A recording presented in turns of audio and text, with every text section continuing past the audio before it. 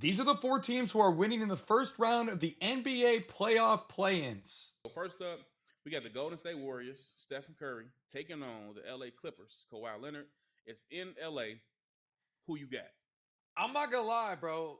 This Clippers team was unbelievable this year. They started off with, Yep. I think, the worst start in franchise history. I think they were like 3 and Facts. 14 or something, bro. Like I thought, wow, this Yeah, it was team's crazy. done. Like they're new. Like there's nothing good gonna come from this. And then, bro, here they are, a 9 seed, and Kawhi And Ty Leonard's. Lue claimed it too. Remember, he said we need to win so and so out of so and so games, and they did it. Like it's crazy. Bro, He stood on business.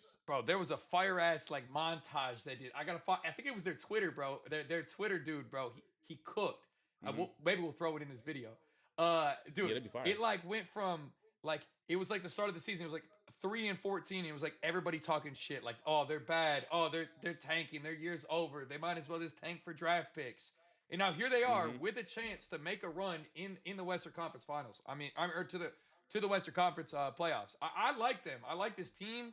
They're a defense-minded team. They picked up Darius Garland, who I think is a great addition to this team. He's. Yep. I mean, look, the Cavs getting rid of him was. I don't think him and Donovan Mitchell ever liked each other, bro. I really don't. Yeah, I felt like they kind of got in the way of each other. The same thing I say with Zach LaVine and DeMar DeRozan. I felt like Zach LaVine was playing his best basketball in Chicago. They wouldn't got DeRozan. I know they were winning when Lonzo was healthy, but I felt like he got in the way of the peak of Zach LaVine. You know what I'm saying? You can only have two, only so many ball centric guys, right? Like and Facts. that's just. I think maybe that was. I mean, that was kind of what was going on in Cleveland, and I think Harden is definitely a ball centric guy, but he's also like willing to give it up to Donovan. You know what I mean? And he's willing to get out of the way if he needs to and sit corner.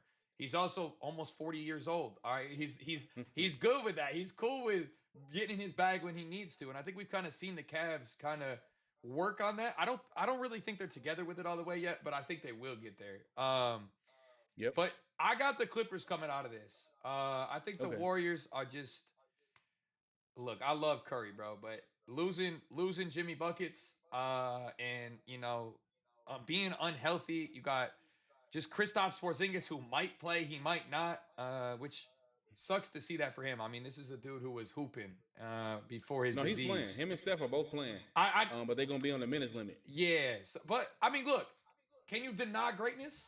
Can you deny Steph Curry? Can you deny 60-point game out of him potentially? I think it could happen at any time still. That's the problem though, because that's what I was gonna say. I got the Clippers winning, but I feel like Steph is gonna go crazy per usual. I think we see a 40 to 50-point game from Steph. It'd be great to bet on, but I don't think he doesn't have enough help to beat the Clippers. You know what I'm saying? Man, because I think Kawhi is good for about 30 to 40 as well. Yeah, you know what I'm saying? That's the thing. It's like I mean, if you've been watching the Clippers, bro, we watched Kawhi Leonard maybe playing the best basketball he's played in 6 years. I mean, this dude, Facts. You saw him in the All-Star game even, bro. He was dropping like 20 in a 6-minute quarter in the All-Star game, and I mean, this was like the All-Star game this year wasn't some sham. It wasn't like people weren't playing defense, right? Yeah. Like this was legitimately him just getting buckets, and I mean, he's hitting the 3-ball at a good clip. Now he's got Darius Garland playing alongside of him and actually able to create his own shot. Like, I don't know, this team has a weird identity, but like it's a strong one, and I just. I don't know, man. But it's Curry, Anything could happen. Yeah, anything can happen. We'll see how it goes. We both got the Clippers. Staying in the West, let's move to the next game, man. We got the Phoenix Suns taking on the Portland Trailblazers.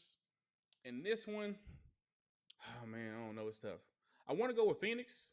Phoenix will be at home.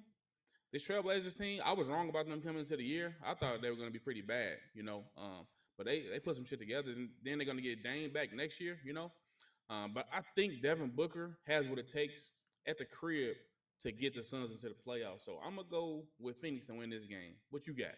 I like that. I mean, here's my thing. And I hate this because I'm not a Dylan Brooks fan in any capacity. I can't stand that man. He is so fucking annoying. But I like him now. But I've been seeing him he's on grown on me. shit talking. Bro, when he was in Memphis, I did not like him at all. Facts. He was this the weirdo demeanor trying to like create like I don't He know. was Bro. like he was like the new version of Lance Stevenson. Yes, if he's on your team, you'll love him. yes, But if yes. not, you hate him. Yeah, But like so he's kind of grown on me, man, and I think his game's expanded a ton.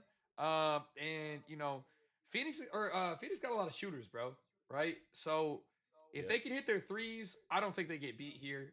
This Portland team, like I love Denny Avdia, and I love what he's doing this year, and I love the growth I've seen out of him, and he's turned into an all-star caliber player, which is awesome for Portland to see, right? Because you're gonna have him back. You're right, Dame's coming back next year.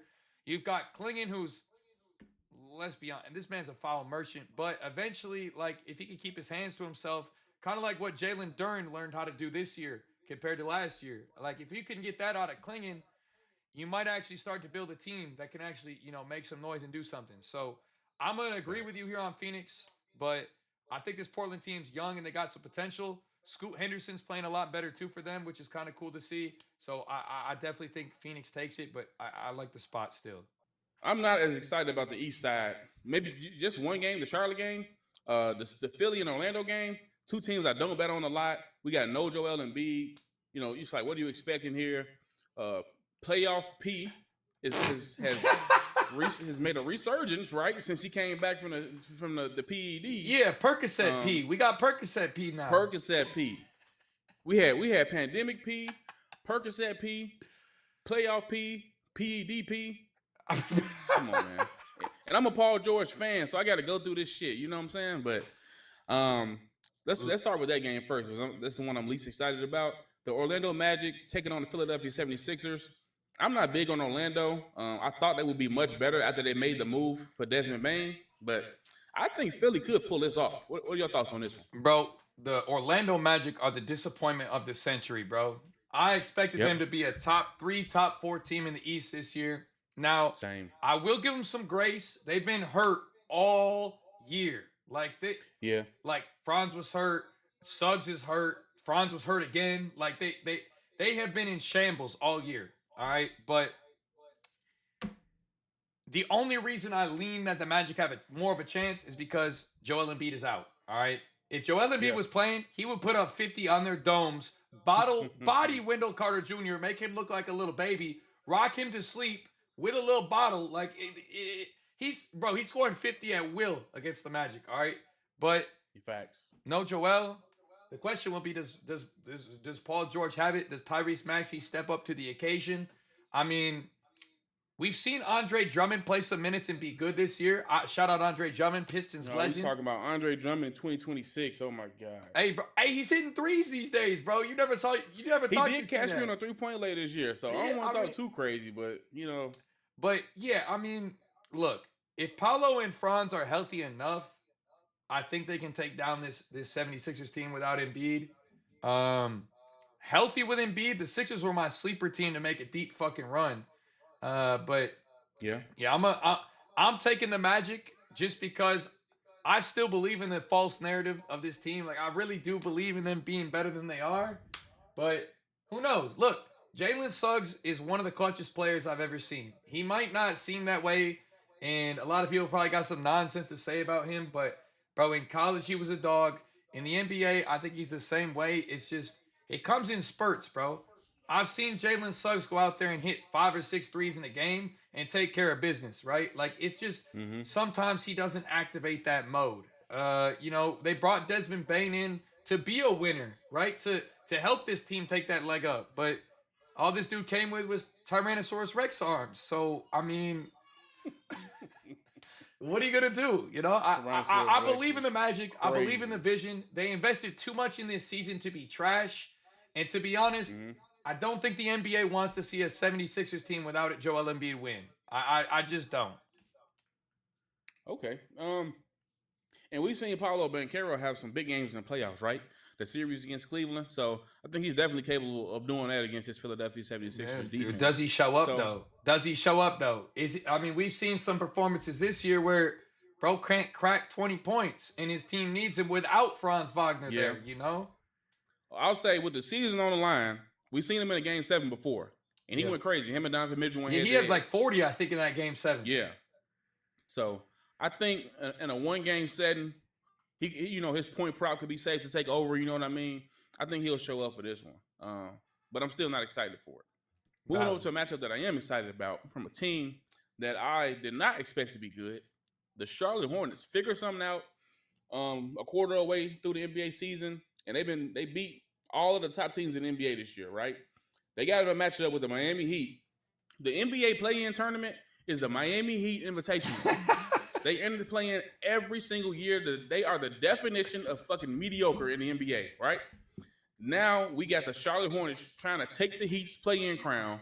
Give me the Hornets. I don't give a fuck about Bam's 83. Like, I don't. That's fake. That's fuck the fake. Heat. That's not even a real 83, bro. I Yeah, stand man, on like- that. Listen, I will every day until I die, I will defame Bam Adebayo for that fake ass 83-point game. Okay, it's still Facts. it's still Wilt Chamberlain #1, and it is Kobe Bryant #2. Bam Adebayo scored 74 points legitimately, and then they intentionally fouled for the last 3 minutes of the game, bro. Get that shit out of my face. Nasty work, man. One of the surprising things for me for the Charlotte Hornets was the way they turned up the defensive intensity this season. This is a young team who we used to LaMelo taking bad shots, no defense going on, and now they locking in. You know what's crazy? LaMelo Ball caught more slack at the beginning of this season than I've ever seen in my entire life, bro. And I think LaMelo's personality is a big personality, bro. And I think this new coach coming in really. I was a hater, bro. I was a hater this season at the beginning of the year. I said, bro doesn't know what he's doing. He's ruining the Hornets. They're not going to amount to shit this year. He's giving LaMelo too tight of a leash. But here we are. They're the 9th seed in the playoffs. They look incredibly good. They had the best second half of basketball of any team in the entire organization. And I'm going to take it back. I think the Charlotte Hornets are legit. I think they could come out of this and actually do damage. I really do. And I think I'm a Pistons fan. I don't want to see the Hornets in the first round. I was just about to ask you that. But I'm going to tell you right now, the NBA has been subtly nudging this into one of the most anticipated series we've ever seen. Because we have beef with Jalen Duren. We have ejections. The biggest fight in the NBA history since the Malice in the Palace happens between these teams. I'm telling you right now, the Hornets are going to beat the Heat. They're going to beat whoever the hell they play next. And they're going to go play they're going to... Wait, they got to lose in this... Wait, they got to win or win? Win? They have to win twice to get in.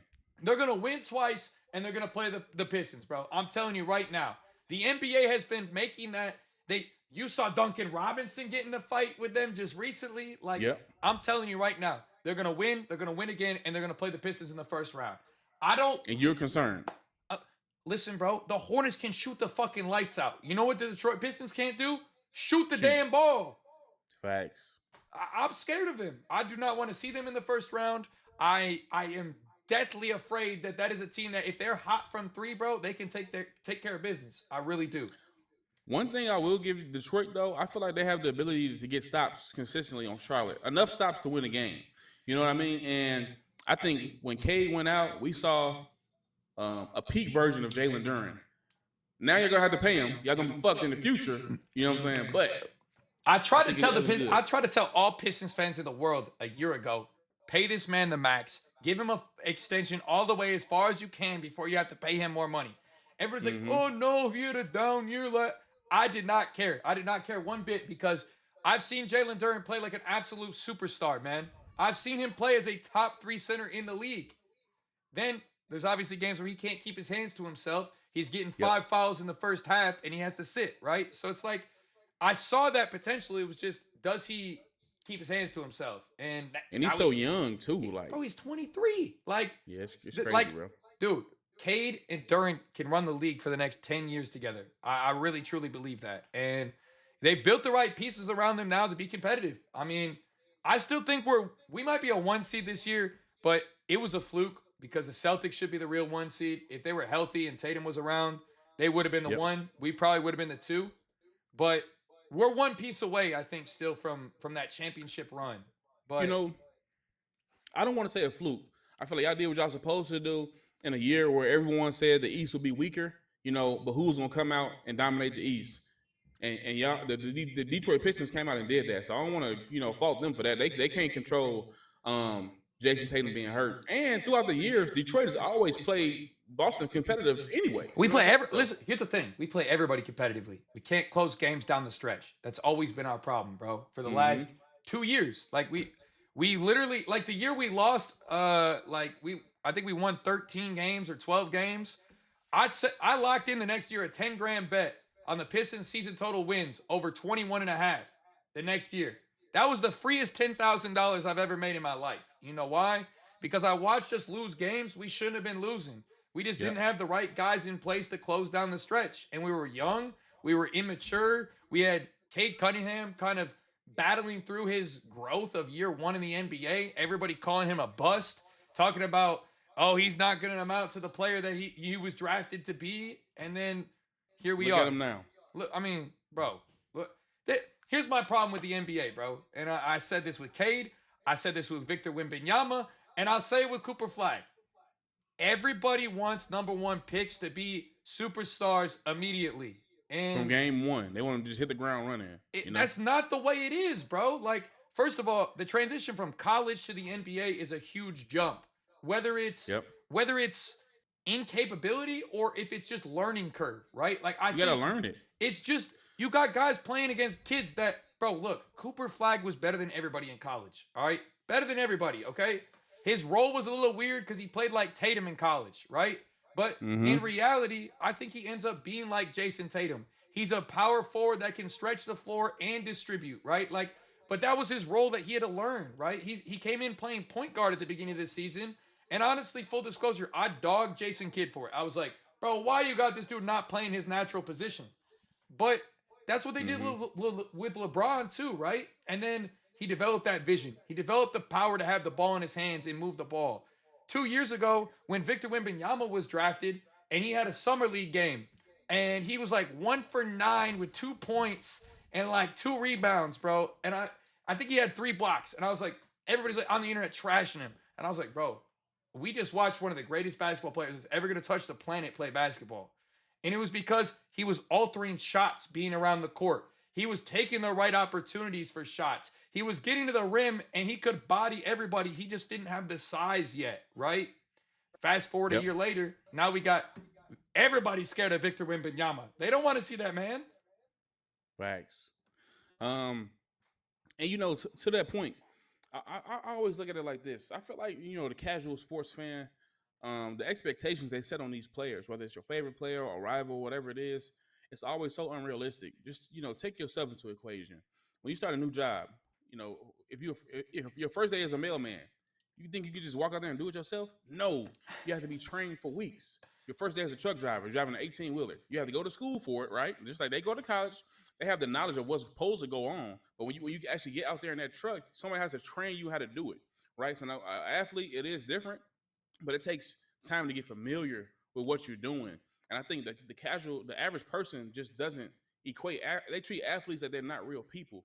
And I think that's what bothers me the most. Like, whatever job you have to have training. You have to get used to what you're doing before you go from an employee to a supervisor, the CEO. You know, it takes steps. And it's the speed of it, right? Like like, and I think that's just a testament to the way we live in this world today, right? Like everybody wants shit now, right? But like, bro, look, I've been a Pistons fan for 25 fucking years, bro. Okay. And when we were good, I was 6 years old, bro. Like, that's not even like, I haven't seen the Pistons be good in my entire life. And watching rebuild after picking up Allen Iverson, picking up Blake Griffin, like we try to just stay relevant for so long that like I think fan bases get so sick of watching shitty rebuilds, right? And like they just want a savior, right? And I get that point, like from a casual perspective, but like, dude, I've watched the Pistons rebuild for the last 4 years, and it has been one of the best rebuilds I've ever seen in my entire life.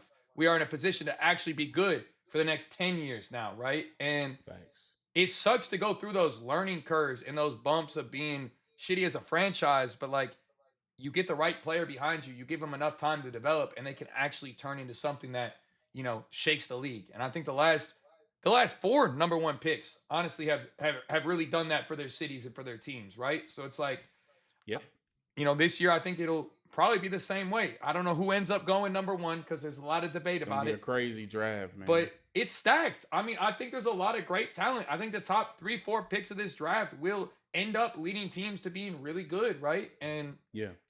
when you look at this year's draft class from or 2025s, right? Like you look at Con Knipple and Cooper Flag, like any other year, both of those dudes are winning unanimous rookie of the years, right? Like, Yep. but this year, like, who are you going to give it to? Are you going to give it to Con, who just shot the best shooting percentages we've ever seen out of a rookie and almost in the league all time? Like this, I mean, or you got Cooper Flag, who's walking around averaging almost 50-point triple doubles with nobody on his team, right? Like it's crazy. Yeah.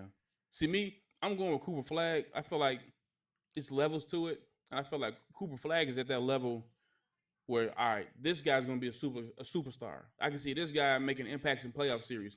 Not saying that Con Knipple can't, but Cooper Flag, I feel like, can lead the team to the promised land. You know what I mean? So that's the only difference. But Con, I mean, Con's not a. He's a superstar. Don't get it twisted. Like he will be a great over his entire career. He will be one of the best shooters to ever play as long as he can keep this momentum and pace. There's no doubt about it. But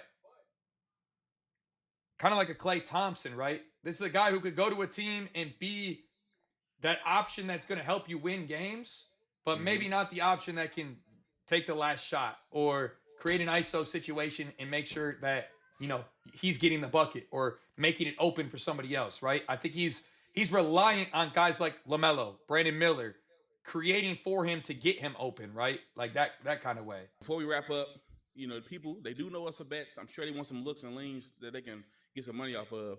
We got 4 NBA play-in games. Let's give them a money line parlay. You know what I'm saying? We like the Clippers.